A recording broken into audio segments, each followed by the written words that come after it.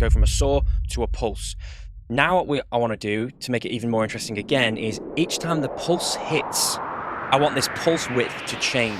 What's up everyone, Alan Morrow here and welcome to today's video. In today's video, I'm going to be showing you how you can create a nice acid sound inside Spire and show you different parameters that you can kind of map and modulation to keep it interesting. Let's get straight into the video. Okay, so what I've got here is an instance of Spire and I've just initiated it here. If you go up to here and hit this initiate button, and also I've got here is just some MIDI from my Acid MIDI pack volume 2. If you want to check that on the website, I'll leave a link in the description below. But basically this is the pattern. Okay, cool. Obviously just with the saw running through it, it's not very inspiring, but let's get started on it and I'll show you kind of what I would do here to kind of make this kind of nice and interesting. So I'm going to bring it down an octave. So it sits a little bit lower there. First things first, I'm going to go over to my filter and I'm going to start with the Acedo. I like low pass 2, but have a little play around and see what works best for you. I just like the way it sweeps when I'm sweeping through the filter. So I'm going to bring the filter cutoff down. I'm going to bring the resonance up to give it that twang.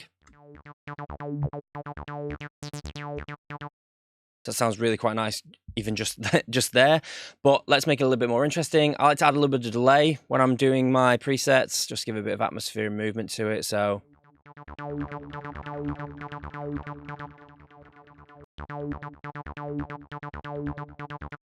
just pick a nice setting for whatever pattern that you've got. And then I'm just going to add a touch of reverb here.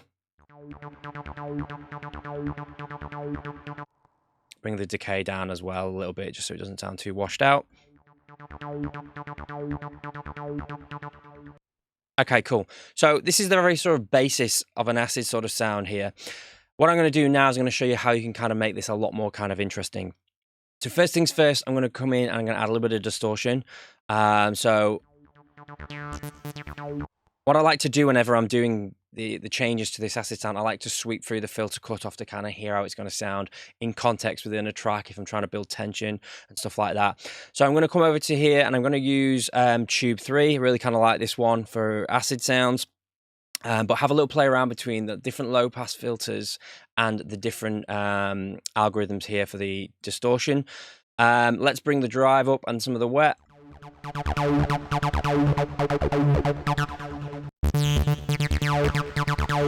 We've got a nice little sort of sweet spot there. Okay, perfect. So we've added that in. Next thing I want to do is, with the old 303, you could choose between pulse and sort of saw. Now, if you don't know which one you want to pick, you can go through here, go up to Control A, and you can actually morph with this inside Spire from saw to pulse. Right? So you could either pick one or the other, or you can use different ways to kind of morph between the two individually on each note. Now, we could use an LFO on this to kind of go up and down with it, but I like to use the velocity. So what I'm going to do is I'm going to come over here and I'm going to map this Control A over to here. And I'm going to select my source as velocity. Now, these MIDI packs do have velocity parameters in them. Sorry, velocity amounts in them. But I've brought them all down for the purpose of this tutorial.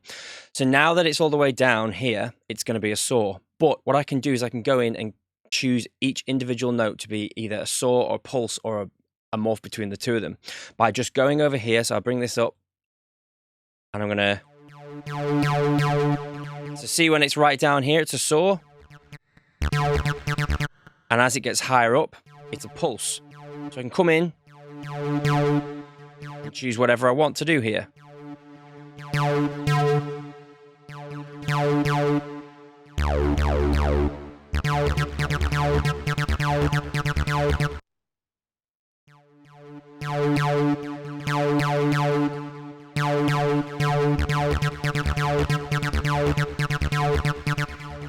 So just giving that a little bit more interest to each individual hit.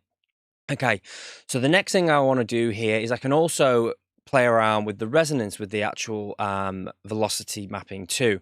So I'm going to come over to here and I'm going to go to velocity because, sorry, not velocity. I'm going to go to the resonance. If I play it through and as I move the resonance around, listen to how the acid sort of changes.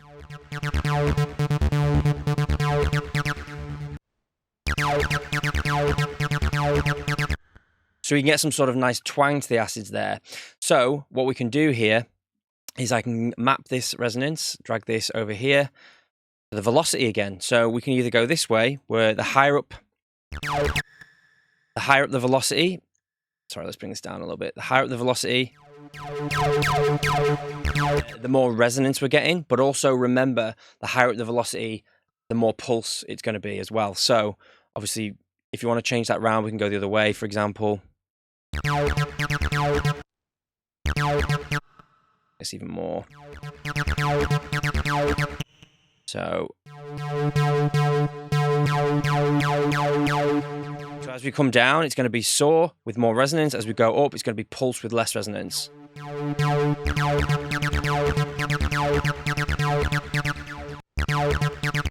So again, just creating a little bit more interest there. And you can move these around, swap them over, see what kind of works nice for your sound. Okay, cool. So let's now come out of here, because I want to do a few other little things here.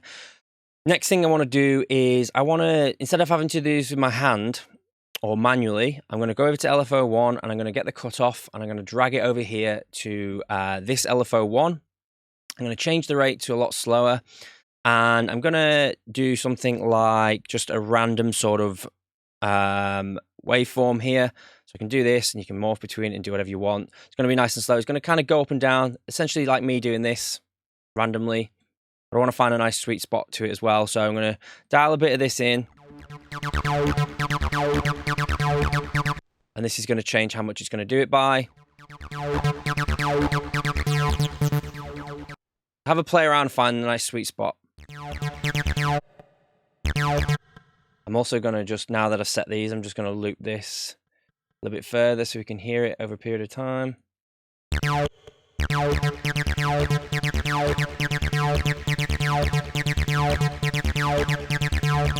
We can obviously set where it's going to start from here.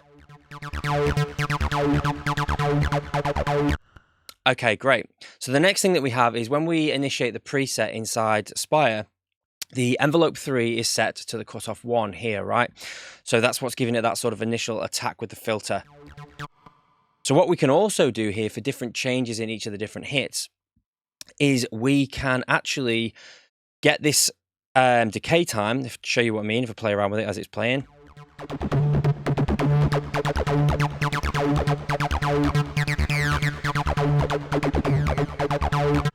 So I can actually map this to an LFO2, right? So if I go to, let's do a new one, and let's go envelope 3, decay time. So this one here, what I want to be doing is moving this. So do a little bit here over a period of time. Let's do a random sort of LFO as well. Anyone here, just pick something like this. And just do a small amount over a small bit of time.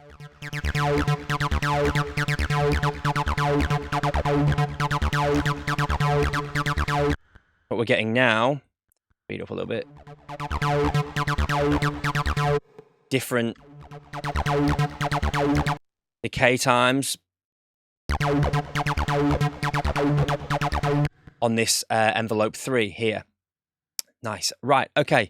So the next thing I want to do is come back over to here. And obviously before we mapped control A to go from a saw to a pulse. Now what I want to do to make it even more interesting again is each time the pulse hits, right? So as it goes up here, these are more pulses up here. Let's do it here with this one. I want this pulse width to change. So I'm going to go over to LFO3 here. And I'm going to map this one. So if we come up here, we can change the pulse width by using Control B. So again, more interest to each of these individual notes as they hit than always just hitting at the same width pulse.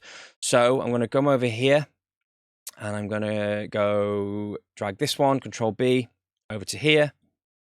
Turn this up a bit, bring the rate down. And just going to do that. So now these hits are going to slightly sound different again.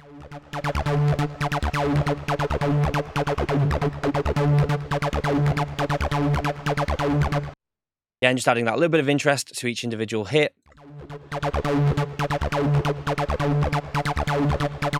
Okay, cool.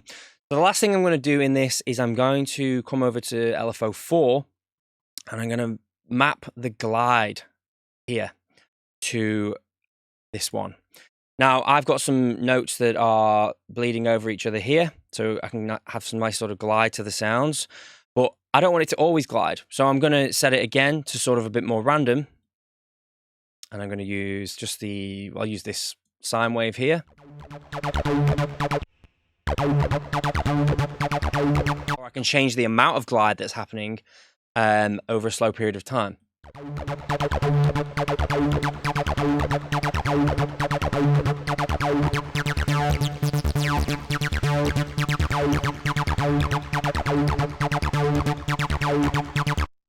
So yeah, they're the different things you can kind of do. Obviously, there's a lot more different things you could do in the Matrix as well.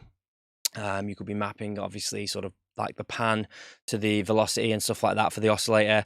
Lots of other different things, but I'm going to leave it there for today. I hope you've enjoyed today's video. If you haven't yet done so, please hit subscribe and like the video if you have found some value in this. And be sure to check out the sound banks as well that I've got on the website. I actually have an acid sound bank for Spire on the website too. Thanks a lot for watching. I'll see you in the next one. Cheers.